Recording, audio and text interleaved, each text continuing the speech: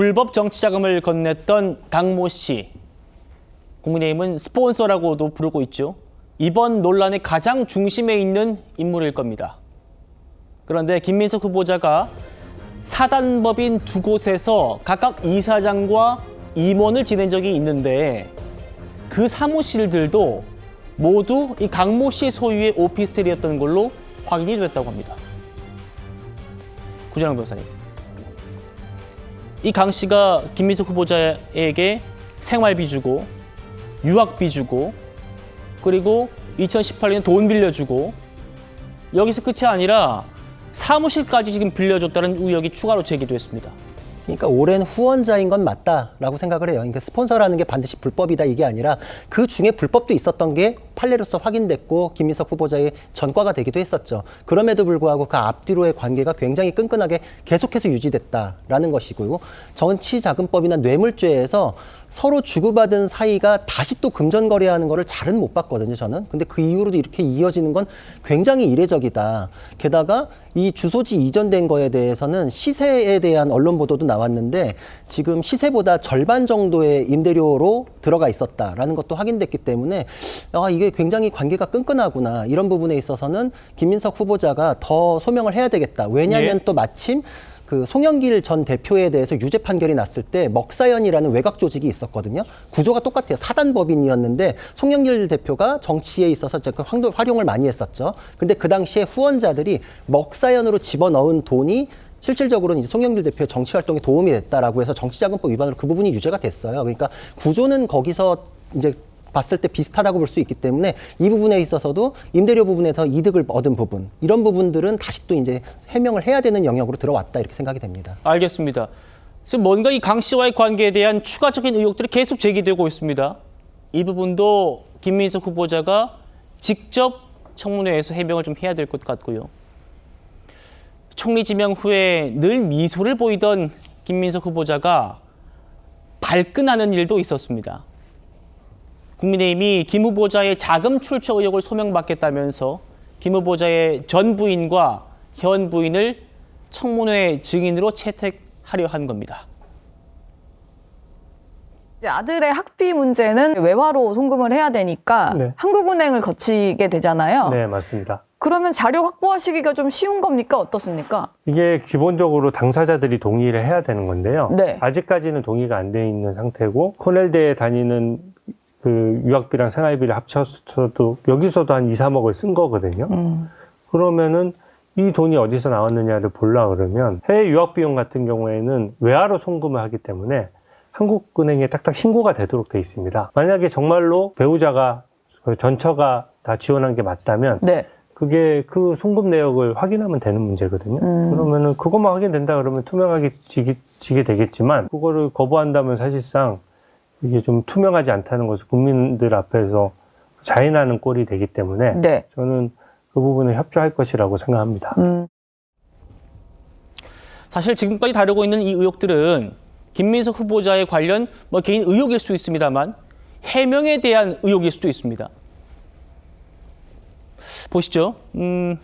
지금 자녀 학비 문제에 대해서 왜냐하면 김 후보자의 아들이 미국 명문대를 다니고 있는데 거기에 이제 연간 학비가 1억이 넘는다잖아요. 김민석 후보자의 재산은 2억 정도 된다고 하고 어떻게 감당했느냐라고 하니까 자녀 학비는 전처가 담당했다라는 취지로 또 해명을 했습니다. 이 해명이 또 맞느냐라고 해가지고 전처와 지금 부인을 국민의힘은 부르겠다는 것이고요. 보시죠. 김민석 후보자.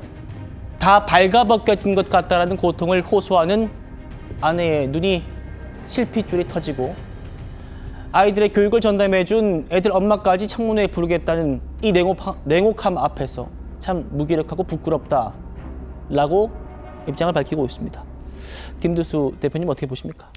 일단 공직을 맡겠다는 후보자 입장에서 이런 청문회 과정에 들어갔을 때 그 가족이 겪는 여러 어려움은 예상이 충분히 됩니다. 그리고 개인적 심정도 이해가 하고.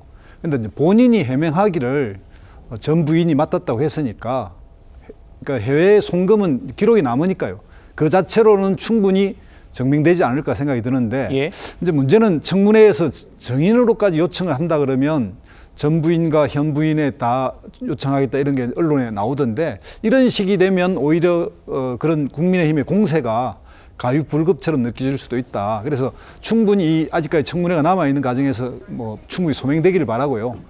이런 공직자가 되겠다는 분들이 법인 카드나 이런 아들의 뭐 해외 유학이라든지 이런 거의 비용이나 이런 문제에 대해서 좀 그 명확하게 앞으로 장래를 생각하면 그런 부분이 자기한테 꼭 1년, 2년 뭐 길게 잡아서 5년 안에 돌아올 건데 왜 이리 부실하게 또는 부정확하게 투명하게 관리를 못하는지 참 이해가 힘들고요. 그런 측면에서 이번 이 이야기는 후보자 본인이 한 이야기니까 송금 내역을 자료로 제출하는 것이 합리적이지 않을까 이렇게 생각이 듭니다. 알겠습니다. 김민석 후보자가 오늘 외신 기자 간담회를 했습니다. 거기서 어떤 얘기를 했는지도 지금 전해지고 있는데요. 같이 보시죠. 나는 청문회 통과할 것이다. 강부 대변인. 네.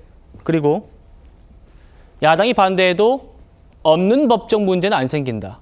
법적으로 문제될 게 없다라는 얘기입니다. 대선 패배한 야당이 제 총리 지명을 반대하는 것 이해한다. 모든 의혹에 답하고 청문회를 통과하겠다. 지금 야당이 제기하고 있는 의혹들은 법적으로 문제될 게 없다. 그리고 대선에서 패배한 야당이 나에게 좀 트집을 잡는 것이라는 취지로 들립니다. 네. 어떻게 말씀 주시겠습니까?